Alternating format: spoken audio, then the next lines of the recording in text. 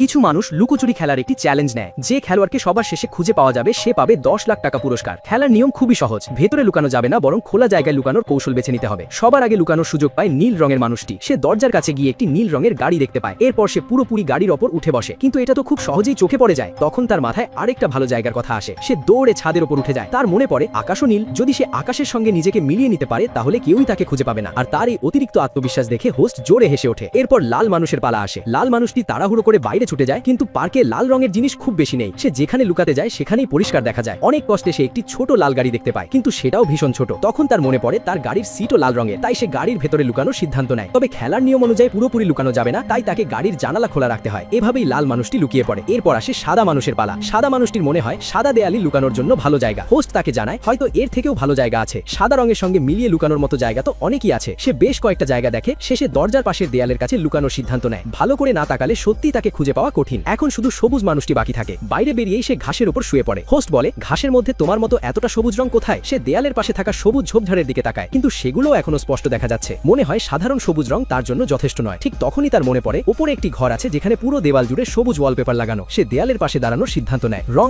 একেবারে নিখুঁতভাবে মিলে যায়। ঠিক সেই সময় বাইরে থেকে নীল মানুষটি দৌড়ে আসে এবং জোরে চিৎকার করে বলে ভীষণ গরম লাগছে। এরপর সে সঙ্গে সঙ্গেই পানির পুলে ঝাঁপ দেয়, কারণ সুইমিং পুলটাও নীল রঙের ছিল।